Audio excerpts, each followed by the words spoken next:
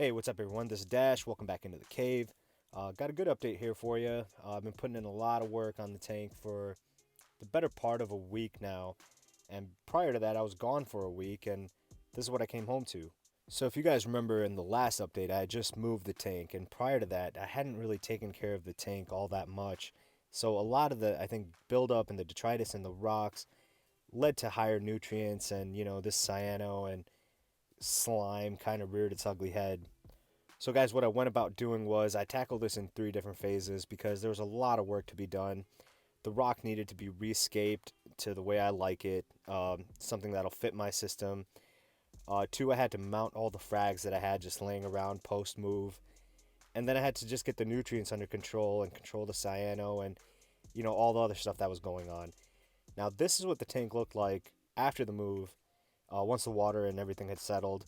So there's a lot to be done, guys. I can't wait for you to see the final product. Let's get to it.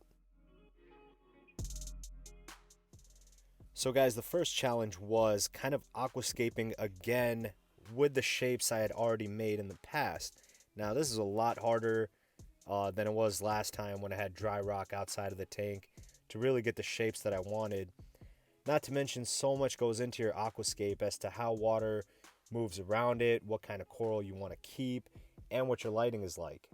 So the most important for me, guys, was making sure that there's good flow all around the aquarium. I kept the rocks away from the back wall, and I kind of almost made three separate islands so that water is kind of coming through all those channels. Now, with my ice cap gyre that pushes from right to left, there's areas on the left side of the tank that are really high flow, and then there's some on the right that's kind of low flow. So, keeping all that in mind, this is the shape I came up with. Now, this isn't the final product, but, moving on to the cleanup, guys, there was so much detritus in my sump, and I think that's what was causing the issues. So a couple water changes later, hopefully I'm done fighting that fight.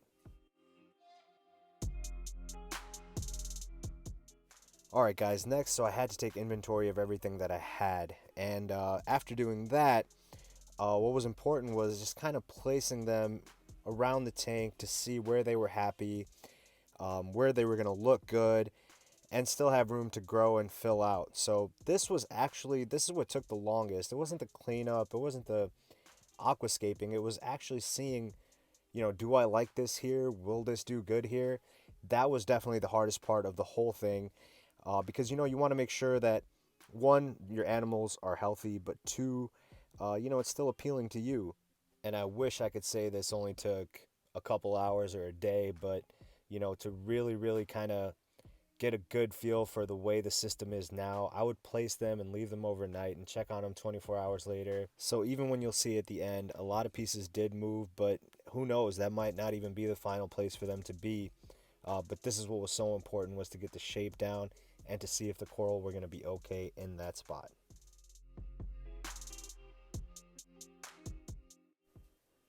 So here it is, guys. This is the leftmost spot on the left island. This is where the flow is actually the highest. So I put my sea fan, a couple of torches there, and kind of thinking ahead, I do want a gold torch, and I thought I left, a perfect little spot in between these two guys for it. And that's kind of like the thought process I had was, hey, what do I want in the future? Am I leaving enough room for things to grow in? And that was really the idea behind the left side here with the torches there. The flow here is pretty random, and it's because of that digitata that I actually mounted above it. It kind of almost serves as like a diffuser to like send flow a whole bunch of different ways.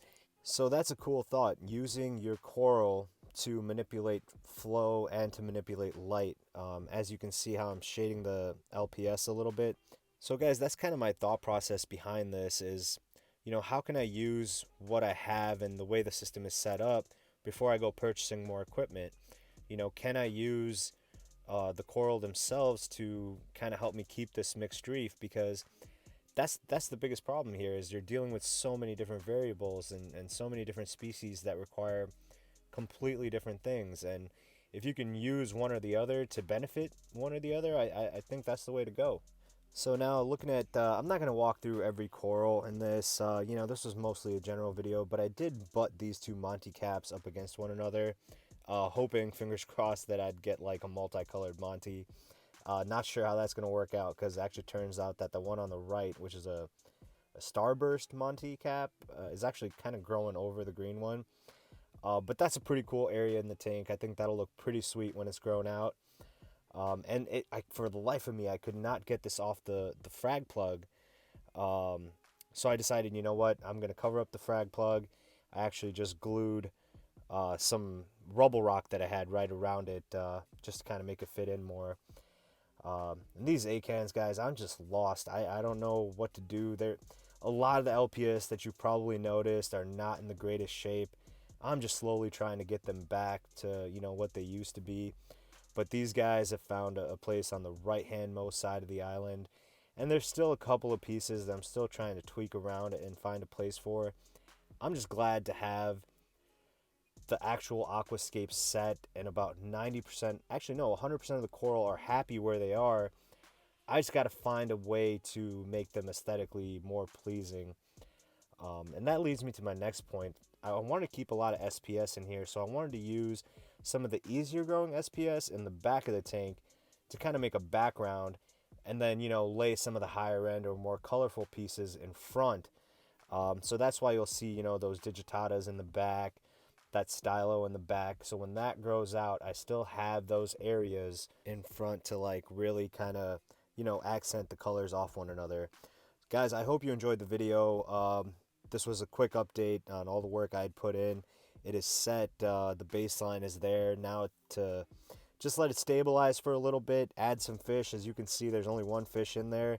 I sold off the rest, starting new with the whole restock. That's going to be in the next video. If you guys like the video, hit the thumbs up, subscribe. Let's see what the tank gets to. Again, thanks for watching, and I'll catch you next time.